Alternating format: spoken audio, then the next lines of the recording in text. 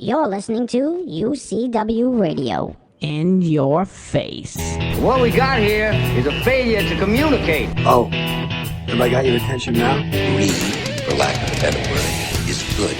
You know what I mean? Money to be made in a place like this. Money never sleeps, pal. You're crazy. Don't run when you lose. Don't whine when it hurts. You know what it takes to sell real estate? It takes brass. I've fallen, and I can't get up! All right, welcome back to Money Never Sleeps. This is the show where we touch on anything and everything that impacts the flow of money from around the corner to around the world. Now, I put a lot of thought into where we're going to start this show today, and I can't avoid talking about Greece, so I guess we'll start there. And then we'll glide right into technology and some other topics that we're going to touch on for this show. And also, just to let you know, with Money Never Sleeps, we are looking to make it into a daily show. So it should be interesting. It'll get busy, but it'll be interesting. But I'm not going to, for this show, I'm not going to be talking about any individual companies, but more on my views on certain industries themselves. Now, as far as Greece, what can I say? That hasn't been said already or hasn't been said in the past. Do I think that this was self-inflicted? Absolutely, this was self-inflicted. This was pretty much another poster child for moral hazard. You can't keep spending and taking siestas and doing all this stuff and not building the country, then expect to pay your debt. How does that work? How do you pay your debt back if you're not working towards it? If you think that you're just going to keep getting and the chickens are going to come to roost at some point. It's like taking out credit cards. You go, you spend, you got to pay the bill. At some point you got to pay the bill. So how are you going to pay the bill if you're not taking any measures to generate the capital to do so? Okay, so, how does that work? I don't know. I think that the entitlement mindset that the government of Greece put in place, and basically then they allowed the people to believe that it was okay, that everything was going to be fine, that we can do this and not worry about any repercussions. And there won't be any repercussions. It really just blows my mind. How do you run a country into that type of debt, knowing along the way that, as I said, that the chickens are going to come home to roost? Knowing that there was time to avoid this issue in the first place. There was no need for it to come to the point that it came to, where banks had to be closed and people couldn't take money out of the country and they couldn't take more than 60 euros out of the ATM. Come on. How do you do that?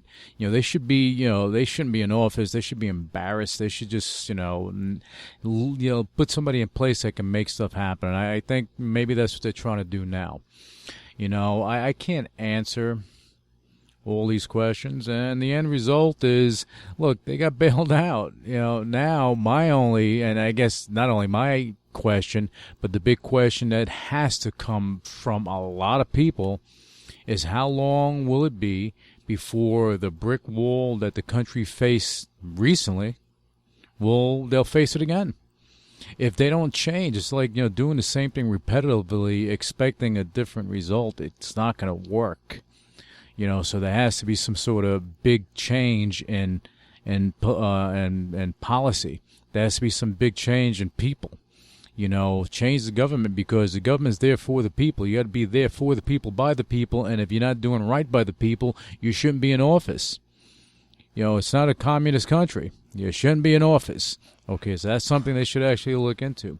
Now, look, I'm not being a pessimist. I'm just being a realist with this situation.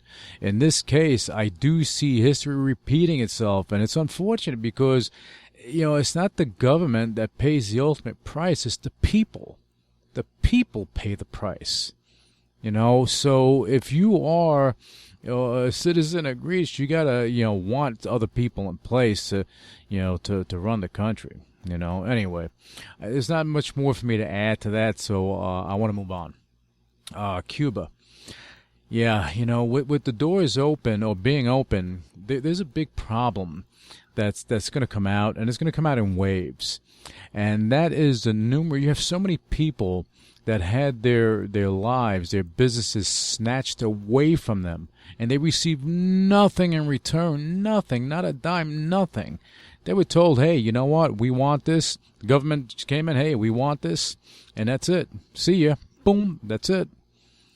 Okay, they destroyed lives, they destroyed families, and just imagine the U.S. government swooping in and taking over a company like Ford or Apple or Google or Facebook with no monetary consideration, just taking it and leaving the owners, shareholders dead in the water, saying, hey, we're taking this, we need it, see ya. Okay, well, this is what pretty much was happening in Cuba for decades. And again, I'm going to go back to that the little saying that the chickens have come home to roost, because I'm not 100% sure how this is going to work, as this is all a recent situation, but it looks as though, like here in the U.S. with the Native Americans, when they received some sort of compensation from the U.S. government for all the bad that happened, or, I mean, it was like trying to have redemption. Okay, in Cuba, they're trying to figure out how to do that as well, because you had so many people that lost so much, and you had the government that took everything, so they're trying to figure that out. I remember hearing stories from an older friend of mine whose family fled Cuba and they got to Miami. They started a new life. They did and were successful, but while in Cuba, they had a thriving business, and everything was taken away from them. Not everyone was as fortunate to rebuild their lives. Some people never, got to make it this far. So maybe, just maybe, someone will get it right. There's a lot of opportunity in Cuba, and if they're going to give it back to the people, then it has to start at the right point. Not at the now point, at the right point. You have to make things right with people that lost so much. They had their houses taken away from them, their everything taken away. Now you have, I guarantee you have, now you have flights going over this. You have a lot of people going in there trying to swoop up all the cars and trying to take advantage of the country, for what they've had, because they've been living, in the 50s as far as with what they had for so long. Okay, and that's a period of time. And now people, you have people around the world that are going there trying to take advantage of the country, and I do hope that that what winds up happening is that they get it right, and the people that lost so much, that they get some retribution, they get some redemption, they get something back. Maybe their homes, maybe their family homes, because you have children and grandchildren. Maybe their grandparents had property and it was taken away, and the bottom line is, let's try to get it back to them. Do something, as opposed to all the opportunists popping in trying to rape the country. And I'm just calling it just as I see it. Okay, and I'm sure some people may get offended by that, but you know what? It's my show, and these are my feelings. This is my opinion. Okay, do right by the people; they deserve it. All right. So now, I wanna go into to technology a little bit. Okay. It's well, actually, before we go into technology, again, I just want to and just finish up with Cuba. Again, there's a lot of opportunity, and if they do, and I hope they do, give it back to the people so that they can actually benefit from it. That the people do things right and get some educated people over there that have been pushed away from Cuba. Go back over there, try to rebuild it, make it strong, and take control of it. Don't let other people come and take over your country. Okay. Anyway, so now I want to go into technology. I want to share a story with you. A couple of years ago, I was at an event with Corning, and they were talking about their optical fiber and their life sciences products, as well as other topics they were touching on. I got to talking to one of the speakers, And that's when he showed me a video. And I urge all of you to watch this video. Go to YouTube. The video was from Corning, and it showed technology in the future that we'll probably live in. So go to YouTube. I would check that out. And it's an amazing video. It shows how your phone will seamlessly integrate into your kitchen, bathroom, or car with information sharing and so much more. How a virtual dinosaur. How actually virtual dinosaur safaris. You have your kids. They go to a zoo, and then they'll have a dinosaur safari that would possibly teach children more efficiently. Okay, and show them, because people, as human beings, we're visual. So if you get a visual, it's like, wow, you kind of remember it a lot more than reading it. They showed the classroom of the future where every child was connected, and again, you had the visual. So they were adhering and growing and living in a different way, which was pretty cool. I was so impressed with it that I saved the video. And one day, I was visiting a friend of mine, and anyone that has kids, especially little kids that are, anywhere from the ages of 5. Well, you got 2-year-olds, of course, they're going to be rambunctious, but 5, 7 to 10.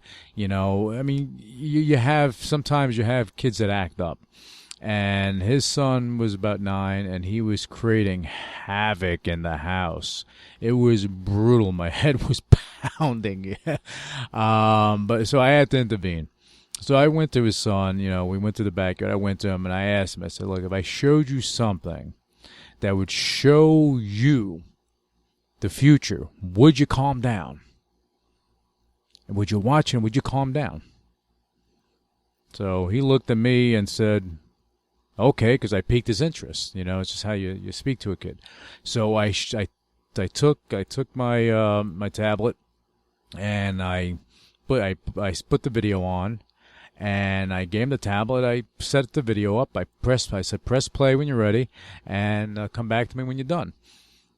All right. So he goes. He sits down. I go about my business, and about 30 minutes later, he came to me and he wanted to see another video.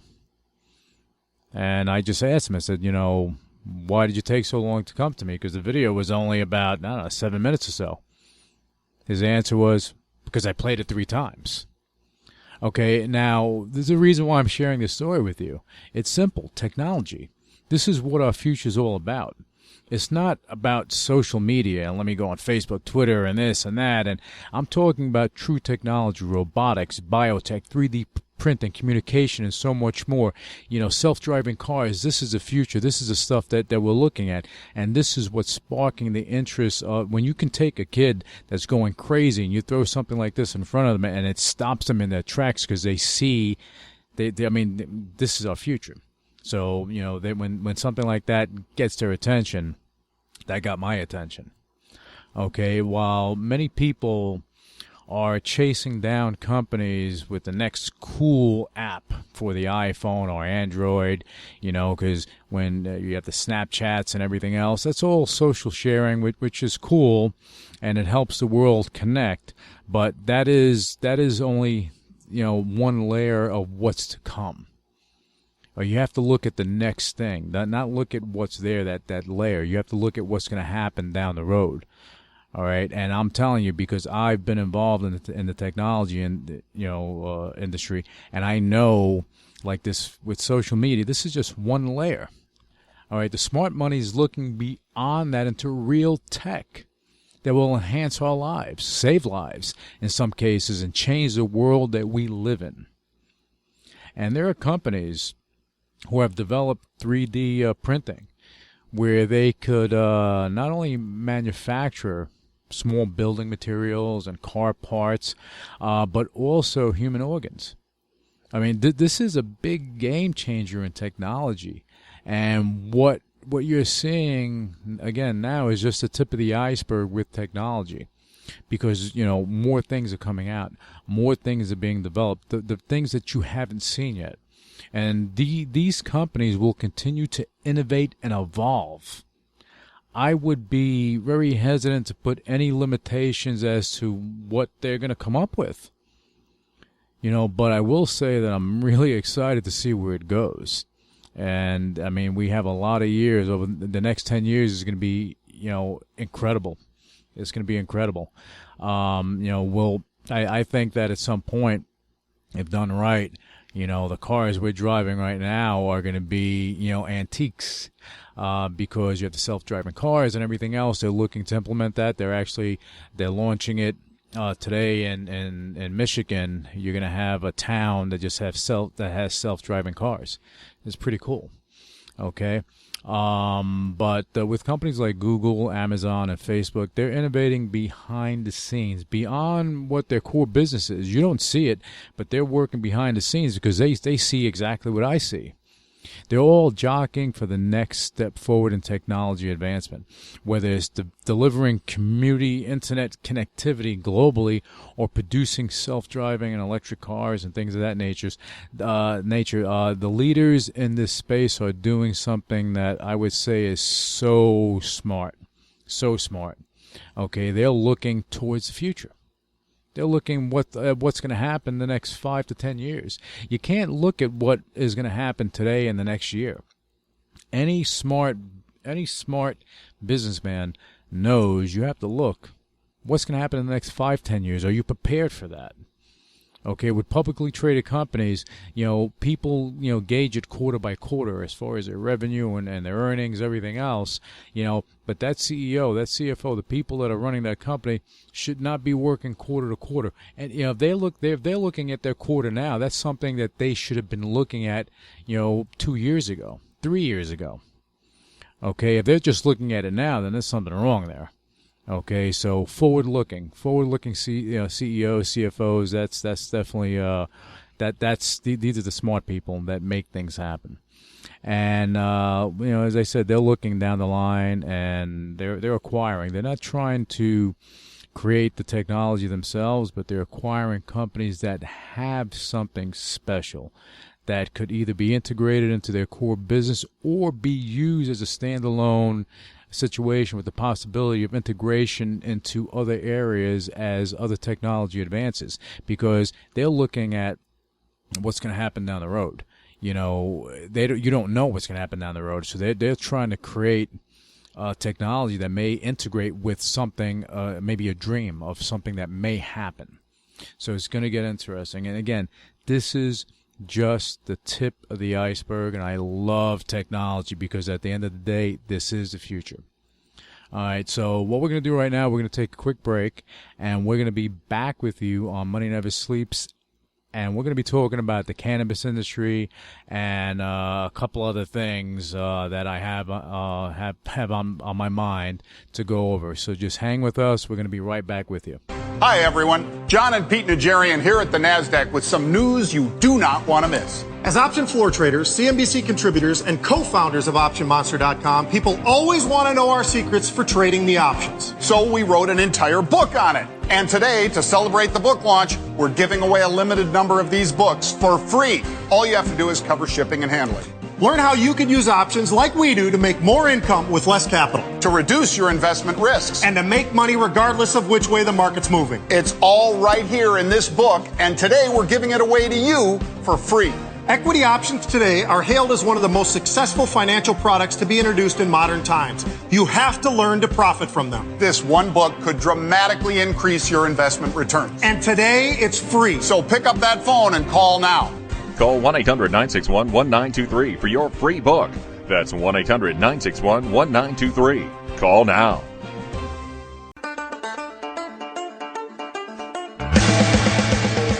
This is Chef Gavin Murphy with your 1-minute healthy cooking tip.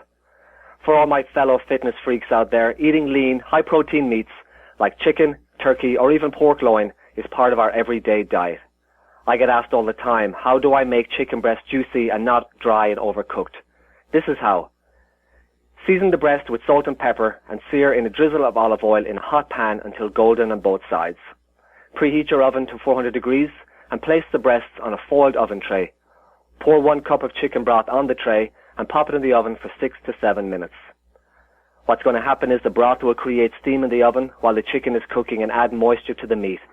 And that's my secret. Also, very important, guys, once you take the chicken out of the oven, Let it rest for 3 to 4 minutes, and this will also keep all the juices in the breast. For more tips and information on me, go to my site, gavinmurphy.com.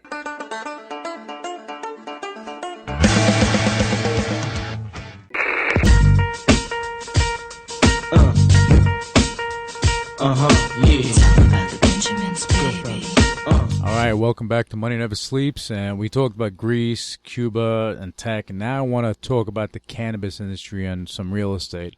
The cannabis industry is just at a starting point, and it has legs to grow for some time. Unlike, commodities such as gold, silver, things like that, cannabis can just grow and grow. Literally, they can grow and grow. And unlike traditional crops, the growers have perfected over the decades, because it was illegal, they perfected over the decades how to grow in a controlled environment, which doesn't make it subject to weather conditions and so on and so forth. Okay, so that's a big thing. Because if you can grow this stuff in a controlled environment, you can grow it year round.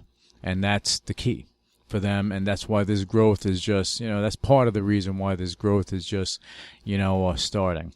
There's a lot of opposition to the legalization of cannabis, but, let's learn from history. Well, let's try to do that.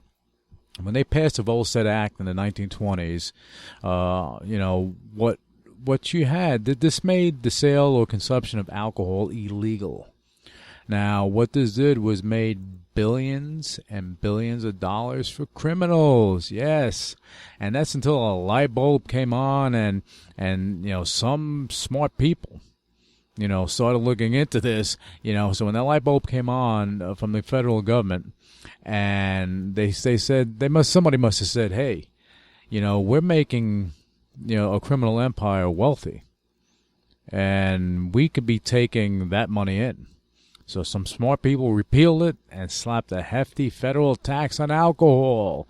Something, let's give an example, something that cost $2 to make, they were probably adding the same in taxes. So pretty profitable for this country, no question about it.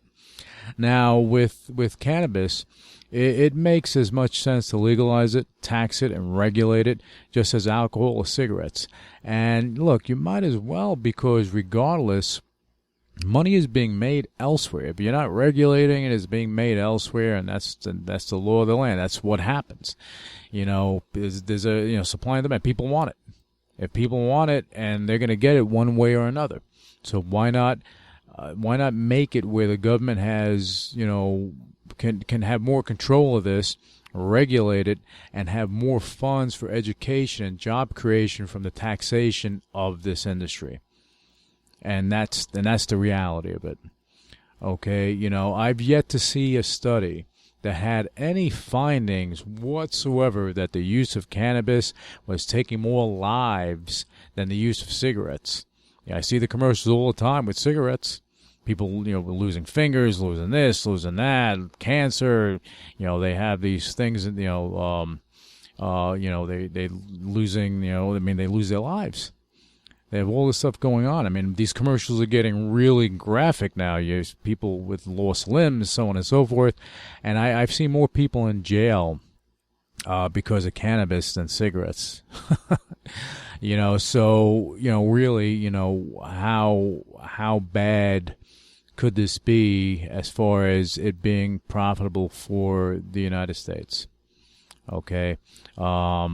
As far as danger is concerned, cigarettes are a lot more dangerous. Cigarettes and alcohol kill more people than cannabis, period, the end.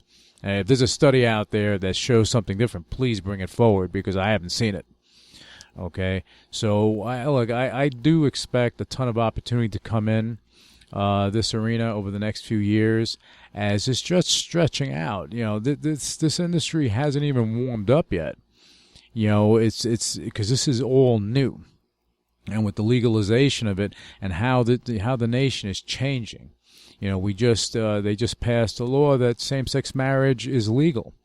Okay, so you have an open mind to more things, and now when you have the next wave of politicians coming into office, the possibility of more change for the better could be in place. Okay, again, cannabis, weed's weed. What are you going to do? But if there's a way to regulate it as much as you can, as opposed to it being a free reign situation right now, people selling it on a street corner, things of that nature, at least the government can make some money on it, and you will take a lot of money out of the hands of criminals in that respect. So again, I look for a lot of growth in that area. And at Falcon Global Acquisitions, what we've been doing, because our views on the cannabis industry is such that we see this growing by leaps and bounds. And what we're doing, we're working with legal cannabis companies to assist them in a number of areas, such as growth via acquisition and organically. No pun intended, but, companies, do grow organically. And with real estate acquisitions and strategy, helping them to acquire the properties they need. And if they needed to leverage that, with loans and so on and so forth, we help them with that, and with strategy, how to make it work to the best of their for their best interests, and banking initiatives, and that's to name a few, because a lot of cannabis companies, they have an issue with banking, and we come up with solutions for them. We found the need in the industry for this service, and we do work very closely with our clients to ensure the most positive results possible. We work with both publicly traded and privately held companies. We work in the capacity of a consultant and work hand in hand with all of our clients, developing a long-term strategy and a long-term and profitable relationship. So for those companies interested in learning more, please visit falconglobalaacquisitions.com and contact us to see how we can be an asset to your continued growth. Now, let me close out the show with gold. I've been involved in the physical gold trade, physical gold acquisition for many years. I mean, I travel the world acquiring gold for clients. And gold hitting a 5-year low right about now, honestly, I really don't think it is bottomed out yet. Gold has always been a safe haven when geopolitical madness, was in flow and people were confused, like the stuff that's going on in Greece and so on and so forth. But if you notice, with all that stuff that was going on there, it hasn't been talked about, but I guarantee you a lot of people were kind of like flowing to the use of Bitcoin and so on and so forth to actually get their money moving around. But with how things are today, the perception of the value of gold, in my opinion, will begin to dwindle as a luxury item and will be more used in computer technology. And again, this is my opinion. This is what I see just from my experience in the gold trade, the physical gold trade, not trading options, but the physical gold trade. Not too many people can say that they actually went out there and actually went and acquired physical commodities for clients. So this is just my view on it. And anyway, that's about it for this edition of Money Never Sleeps. And again, we're going to try to make this into a daily show. So make sure to visit us at moneyneversleepsradio.com for all our episodes. And join us, and I thank you for joining us today, but join us next show as we're going to tackle various topics across various industries. And if you have any suggestions for guests to come on, companies to spotlight, feel free to reach out to us. And we're going to begin to put a spotlight on specific companies. And we're going to try to bring on a few CEOs, CFOs, and other power players to shed some light on things and shed some light on the industries and the companies and so on and so forth. Okay, again, thank you for joining us today on Money Never Sleeps, and we'll be back with you next time on the show. And we're gonna be tackling various topics. So get involved in the conversation and give us some suggestions. We're open to it. Thank you, and have a great trading day. Initiating shutdown sequence. You're listening to UCW Radio. In your face. What is your major malfunction? So let it be written. So let it be done. Ladies and gentlemen, my mother thanks you, My father thanks you, my sister thanks you, and I thank you.